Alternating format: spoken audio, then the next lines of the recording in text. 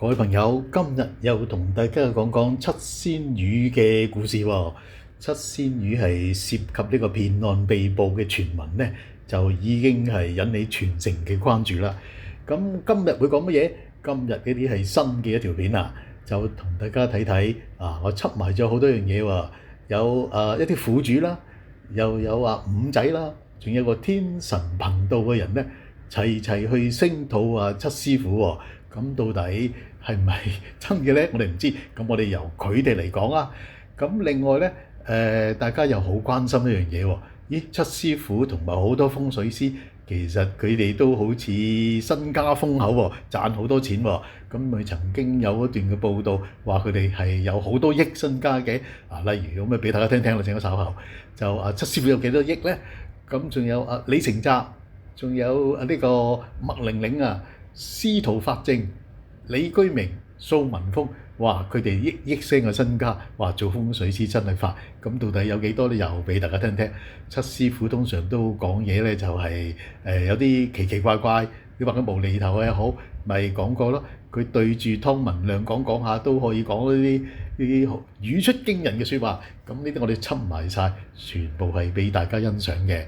好，咁我咧就之前放嗰條片咧，大家再望一望，就係應該係琴日幾個鐘已經好多人睇啦，就有好多人訂閱，哇！咁多人係睇咗呢條片，仍舊有好多人係睇緊。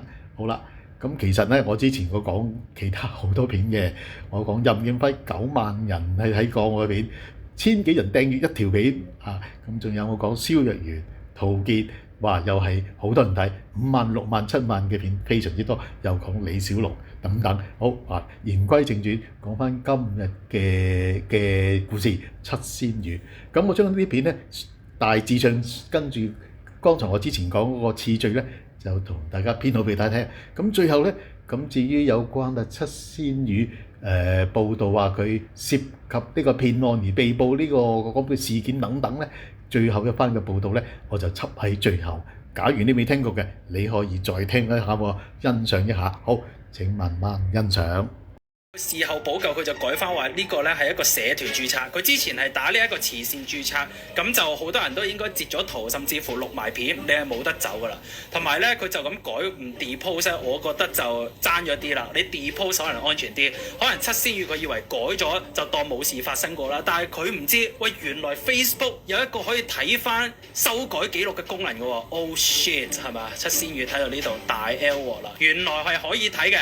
咁可以睇代表乜嘢？唔係你呢一個 post 可以睇啊！你之後所有以前你出過嘅 post 都有得睇翻個編輯記錄嘅。咁我就同大家揾咗好多佢修改過嘅 Facebook 貼文記錄啦，入面好多呢，佢講咗恒指會穿1700，但係事後呢就 delete 咗。咁我揾到幾個，唔係得一個。咁所以呢，今集我都可以肯定呢，七仙魚呢，咁佢真係一個神棍啊 ！OK， 大家好，我係五仔，越搞越大鑊啦，係咪啊？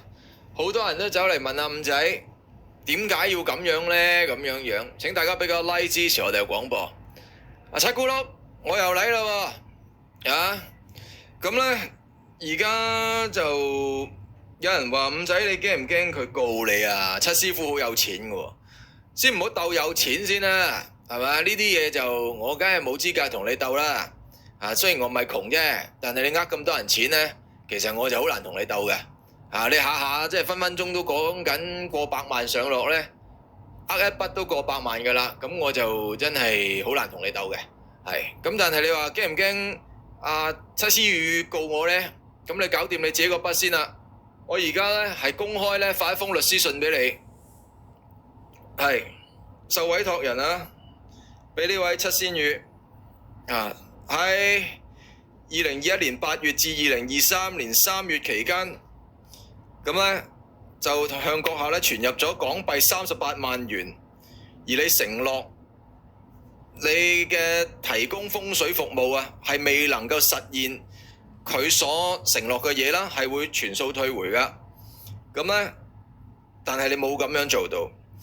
咁呢，律師樓方面呢，就限你14日啦，要退還呢38萬，否則呢，佢哋會去做一個法律嘅訴訟噶。我亦都 check 過一啲法律嘅，佢係可以去區域法院嘅呢單嘢，唔係小額錢債審裁嚟㗎，因為高過75000蚊咁啊，特此明確確保大家所有嘅合法權益。係咁啊，律師信喺佢未告阿五仔之前呢，我哋呢方面呢先俾一封律師信佢先。係啦，同埋呢，我哋呢邊呢已經係報咗警啦，有咗呢一個備案紙。咁同埋呢，我喺度首先我呼籲啦，大家喺俾呢啲咁樣嘅證據五仔嘅時候呢，大家可以一齊報警。我哋一齊報警啦，可以增加咧警方起訴佢嘅效率啊！大案嚟㗎，大案嚟㗎！我而家收埋埋，其實好多呢啲咁樣嘅證據啦，好多嘅入數紙啦，好多嘅律師信啦，好多嘅苦主啦。其實今日呢一條 topic 係插咗隊嘅，呢條係插咗隊嘅，因為其實我仲有其他嘅 topic 就真係外星人咁，我哋一日又一日咧就推啲新嘢出嚟同你慢慢就玩下嘅。咁而家咧，我哋咧冇辦法唔插隊㗎，因為咧律師信嗰度咧就交俾你啦，但係咧你就係當人臭四咁咧抌咗喺門口咧就不理㗎。咁我哋就先聽下呢位苦主嘅説話，係啦，可以聽聽。七仙魚咧唔收呢個律師信，跟住將個律師信咧劈咗喺門口個地下度，咁咧跟住仲要咧佢個竇喺嗰個名寶石餐廳太子名寶石餐廳上邊，跟住咧我哋報晒警，啲阿 Sir 上晒嚟攞晒 RN number， 我 RN 都可以俾埋你睇，我揾一揾。我認為可以啊，因為佢呃咗過百萬啊，係啊，可以啊。佢點樣答我呢句嘢呢？我問佢呢啲對話呢係咪可以喺我平台度公開嘅？佢話係可以嘅。咁究竟發生咩事呢？點解而家要用呢個律師信追討佢38萬嘅賠償呢？咁樣來龍去脈呢就係咁樣嘅。最主要七仙魚呢就話攞38萬，咁呢就可以作法，咁呢令到呢個仔呢可以入到嗰個叫聖坡 Coed， 跟住呢原來發現呢入唔到聖坡 Coed 啦，咁跟住之後呢就同七仙魚講，嗰七仙魚就話：咁不如你個仔去讀聖坡 Convent 啦，咁聖坡 Convent 係女校嚟噶嘛，咁所以呢就俾呃咗38萬啦現金啦。咁至於其他嗰60幾萬就再早期少少嘅事情嚟嘅。好，呃咗人過百萬，七仙魚。有一次過百萬，上次有人喺東方檢舉佢170幾萬，佢話冇50零萬啫嘛咁樣。我哋都威啦，揾到個過百萬嘅係嘛？其實我相信仲有好多苦主㗎，點解唔出嚟呢？我陣間會同大家分析㗎。原因呢，有好多人就話係我哋冇辦法，即係我哋個生辰八字喺佢手，我驚佢落我降頭搞我。咁樣，我喺度可以擔保啦，降頭嗰啲嘢呢，你哋可以唔使理啦，佢唔會搞得到你㗎。係啊，降頭嗰啲，佢啲法術都唔靈，佢邊度有法術？呢個世間唔係真係有法術係嘛？七仙魚，如果你真係有法術嘅，你企上 IFC 攞把掃把，攞把掃把，然後你跳出去，你飛到過去對面海嘅。我俾10億你，我話嘅，你巫術啊嘛，攞把掃把喺 IFC 跳出去，係嘛？你飛到過對面海嘅，我話嘅，嗱呢個有口頭承諾，我唔好話10億啦，我俾撚晒啲錢你啊！屌我銀行幾多錢？真係好離譜啊！呢個人冇啊，你鳩噏同你大家鬥鳩噏啫嘛，係咪先？唔係頭先我講係真㗎，真係㗎，你攞支掃把跳出去嘅，你飛到過對面海，我戶口有幾多錢，我俾晒你，好唔好啊？七師傅七仙魚近年深受網民嘅喜愛，更加係唔同廣告商嘅新寵兒。近日更加有報道話，七師傅嘅身家介乎喺10億至到100億之間。事實上，除咗七師傅之外，香港唔少風水大師都係吸金王嚟㗎。蘇文峰近年除咗繼續推出運程書之外，就連投資都有一手，多年嚟涉足唔少鋪位同埋住宅嘅買賣，坐擁超過億嘅物業。麥玲玲早年已經被傳媒爆出身家超過1.3億，擁有多個物業。最近佢仲北上發展，喺廣州開設風水吉祥物門店。有消息就話，一年嘅利潤高達3000萬人民幣啊！李成澤投資嘅物業遍佈亞洲同英國，單係中國各大城市就擁有60幾個物業啦。保守估計身價超過8億港紙。司徒法正曾經係龔如心爭產案嘅風水專家證人，之後就因為咁而人氣急升。早年曾經有傳媒就話，司徒法正嘅身家同樣都係1億聲。李居明同麥玲玲一樣都有出售風水物品，更加大搞特許經營加盟店，希望獲得內地市場。而李居明就被指坐擁接近20億嘅身家。七師傅，我就想奇怪一樣就係七師傅佢睇得咁淡啊，但係佢啲傳媒講佢有10幾層樓，如果睇得咁淡嘅，咁點解唔賣走個手上啲樓咧？多謝湯博士，我哋聽下七師傅點講啦。多謝。好，訪問完阿湯博士啊，跟住另外一個朋友啊，七師傅你好啊。你好。嗱，喺即係港股由17點曾經升到23000，跟住星期四啦都再升翻800點啦，係我哋錄影嘅時候，你出嚟講嘢都需要勇氣嘅喎，係咪啊，七師傅？咩勇氣啊？係用智慧，因為啦，即係我覺得唔論係幾時啦，都要靠自己嘅智慧去分析㗎。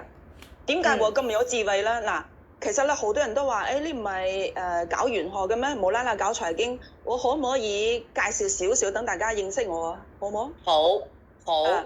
Only 1 second， 因為咧本身我係財經記者，咁我之前咧都喺中央社做過記者，要喺 TVBS 做過記者，咁我都係做財經記者好耐，加上都訪問過好多啲主席啊、財經界啲人，所以咧對財經都有啲研究。加上咧我屋企人同埋我咧都有即係以前都有去投資下咁樣啦，咁所以都有啲經驗。加上威威係我個朋友，有時問下我一啲嘅訪問，咁所以咧就係同大家咧就係分享少少我嘅個人嘅意見，淨係咁樣。嗱，我大學就係讀新聞，碩士咧就係讀經濟嚇。哦，你碩士讀經濟嘅？Yeah。我大學讀經濟，我碩士係讀媒體啊，同你調翻轉。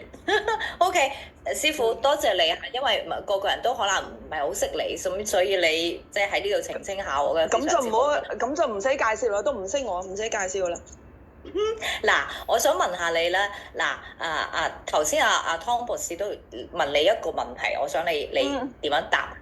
即係博士話：咦，我知道七師傅你好多層樓喎，但係你又睇淡嘅喎，點解你又唔沽咧？咁你第時大跌嗰時賺好多嘅喎。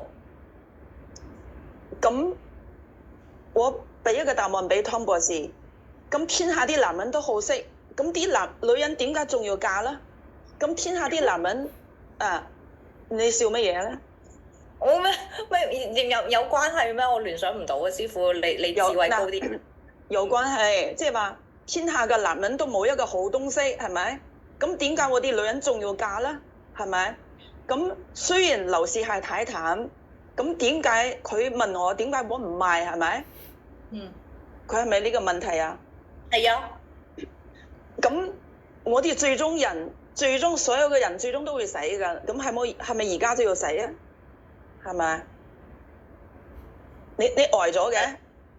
我唔明嗰個相關性啊，即係譬如我諗佢嘅意思就係，即係譬如你睇淡，咁係咪自己唔夠信心，所以唔賣，即係對自己嘅睇法唔夠信心，所以佢唔賣，所以你唔賣住啦。我諗係佢咁嘅意思咯，即係你嘅睇法係直接啲答佢點解你唔沽咧？湯生嘅意思好多㗎，佢係老無心算㗎。嗱，我點解唔沽咧？因為我買嗰陣時實在好平，平得不得了。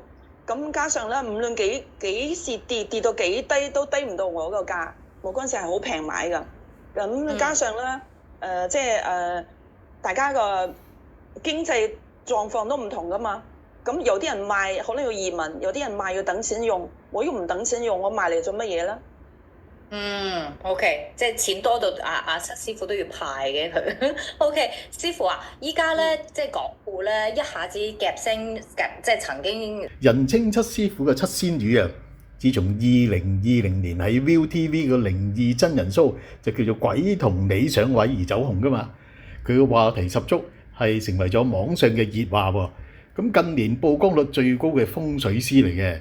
咁較早之前，七仙羽咧就已經話係一個預言嘅大紅人，佢預測好多件事準確度非常之高，包括有李姓富豪會出事，有天災，股市嘅預測中原又中喎。咁網民就稱佢神準，又或者簡直係天機妙算喎。咁近日喺社交網有啲網民就話，七仙羽因為涉及詐騙而被警方拘捕，但七仙羽今日咧下午就喺網上面出 post 啦。佢話自己係俾人搞，破壞佢嘅信用，但佢強調自己行得正，企得正，就 po 咗各種同客人嘅幾張嘅截圖，作出一個反擊。佢想話俾你睇下，呢啲就證據。嗱，你呢啲證據，你可以叫警方嚟拉我啊咁樣。網民就鬧佢啦，係七騙子喎，7咁解啊，七係啦。咁樣咧喺今朝早咧就有網民喺個 Threads 嗰度就話啦，七師傅貪錢終於出事，冇牌就扮有牌，做呢個善事喎，扮做善事喎，學歷係假，個牌又係假，人做善事嚟捐錢，得罪啲有錢佬，俾人報警又詐騙，又好似話俾人拉咗喎，咁真唔真咧？一個風水婆話佢係突然爆紅咧，唔係突然嘅，係人為嘅，而且個來歷不明嘅話佢英文又唔識，話喺外國咧就畢業咯。佢當時咧就個勢好強，就冇人咧就可以咬到佢。而家就個勢轉弱咗啦。咁做咁多衰嘢咧，只係包唔住火嘅。直言就係話七仙羽就係叫做七騙子喎。咁七仙羽咧點樣回應？佢歡迎公開對證。咁佢就喺 IG 度反擊啦。佢話歡迎公開對證。佢表示啊，最近發生嘅事，好多人都 feel 到好唔對路。冇錯，因為乜啊，所以我就俾人搞喎。我一直都唔出聲，忍辱慈悲喎。佢話，但大家知道點解佛菩薩會出現呢個好多相啊？相咧就係呢個色相等等喎，就係因為有唔同嘅根器嘅眾生喎，遭到呢個魔眾嘅時候咧，又用慈悲嚟化解唔到，咁就會出現咗啲兇惡相嘅降魔喎，直至到呢個魔係俾人收服。佢講嗰啲嘢我都唔係好明咁樣嚇。好啦，佢又話我知道有人 use repetition damage 嘅技巧 ，but I never give up to do good things。話俾你知啊，我冇驚過，理直就自然就會氣壯。佢咁講啊，佢話你哋咧係非常之唔了解我嘅性格，兵來就將擋，水來土掩，無畏無懼。其他名人藝人俾你日日鬧，佢哋可能會驚，有好多嘅顧慮。但係我乜嘢都唔驚，更何況係呢個名利錢財，算係乜嘢咧？都係身外物，無欲則剛喎。跟住講英文啊 ，Actually I laugh in their face。仙羽咧又話自己係行得正，企得正。佢話君子做事就在明，請坦蕩蕩咁出嚟同我對證，會更加清楚。任何人嘅投訴都歡迎你當面咁問我，並請你咧拍攝視頻喎，令你記住你都問過我啲乜嘢，講過啲乜嘢，做過啲乜嘢，我會同你一一拆解。既然你有道理就唔需要怕，就唔好匿埋喎，唔好應該站出嚟。名人不做暗事，大多數嘅投訴都係假嘅，係亂咁吹，亂咁做，係為咗煽動大方向，要打沉我。咁你太唔了解我嘅性格啦。咁嗰啲真嘅投訴就係正常啦，但係世界上咩人都會有噶嘛，更何況我每日都接待咗大量嘅客人。好啦，你唔係話要報警嚟拉我咩？咁我就同你公開核對一下，令你嗰啲報警拉人，你係有啲證據先得噶嘛。但係如果你投訴我，請你提供真名啊，一齊嚟核對，唔好鬼鬼祟祟喺度造假喎。好啦，七仙羽咧就話啦，因為價錢傾唔掂啊，談不攏即係傾唔掂，就出現咗爭拗啦。七仙羽喺嗰個貼裏邊咧就點講咧？佢話上載咗幾張關於某某客人幫襯佢超度英靈嘅服務，而此咧因為價錢係傾唔掂，故此咧雙方係出現咗爭拗。七仙羽就稱話呢位客人咧就為 W 乜乜女士，並且話佢話3個英靈一直未處理，就揾我嚟幫手。報名嘅時候已經講明咗啦，3800蚊就超到一個英靈，3個咪乘3咯，11400咯。呢個價錢包括咗做好多儀式嘅，其實非常之平。佢話做完法事之後咧，好多日之後先同佢講，佢話有啲後悔，俾咗成萬幾蚊喎，要退翻呢個英靈嘅價錢喎。咁之後七仙女就指對方認為價錢太貴，希望退翻呢個價錢，但七仙女就話啦，已經做咗好多法事，咁拒絕佢。七仙女又話啦，表面佢就好客氣，但之後咧就變面啦，就喺某個 YouTube channel 咧就鬧我係神棍八婆呃錢喎。七仙女再次預告，佢會對於網上嘅指控咧逐一反擊，並且陸續公開相關嘅證據。佢表示，再之後咧就精彩啦，拭目以待喎。哇，其實就係近日咪好似係阿五仔喺佢嘅頻道上邊喺度日日喺度插七仙女，話要揾佢好多個罪證，又有講到好多個例子等等，到底係咪五仔同佢之間有啲咩恩恩怨怨咧？我哋就留翻俾佢哋去搞。